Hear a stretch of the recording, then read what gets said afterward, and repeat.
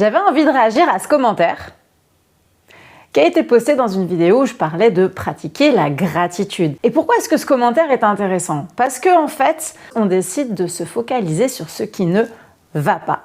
Et quand on se focalise sur ce qui ne va pas, forcément, on trouvera toujours des choses qui ne vont pas. Alors oui, c'est vrai, se dire que c'est plus facile quand on est dans un joli cadre d'être reconnaissant. Mais est-ce que ce cadre est arrivé tout seul? Parce que moi aussi j'habitais Paris. Moi aussi j'étais en banlieue et je n'aimais pas les HLM dans lesquels je vivais en région parisienne. Et à l'époque, je me rappelle que j'étais quand même déjà reconnaissante d'avoir un endroit qui était assez spacieux. Parce qu'à l'origine, j'avais un appartement de 18 mètres carrés qui était vraiment minuscule et qui me coûtait une fortune.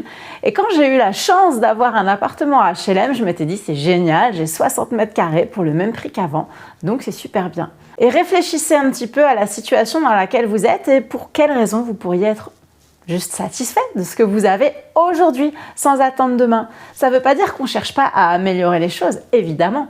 Est-ce que je suis restée dans ce HLM en région parisienne? Non. À l'époque, même, je travaillais sur Paris, j'avais décidé que je voulais vivre dans le sud. Je n'avais absolument pas trouvé de travail dans le sud. Et qu'est-ce que j'ai fait? J'ai pris un appartement à Montpellier et je faisais les allers-retours tous les jours.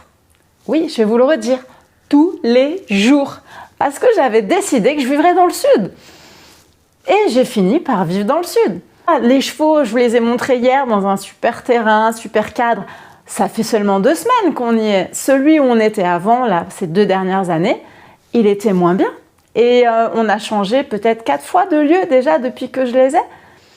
Et c'est ok. À chaque fois, j'essaye de faire un peu mieux. Et ça ne m'empêche pas, au moment où je me trouve, de me dire « Waouh, quelle chance j'ai !» Maintenant, j'ai envie encore d'en obtenir plus. Et je travaille pour y arriver. Est-ce que vous voyez la différence? Je pense que c'est super important de vous rappeler ça. Focalisez sur les choses positives et agissez pour obtenir ce qui vous fait rêver et ce dont vous avez envie.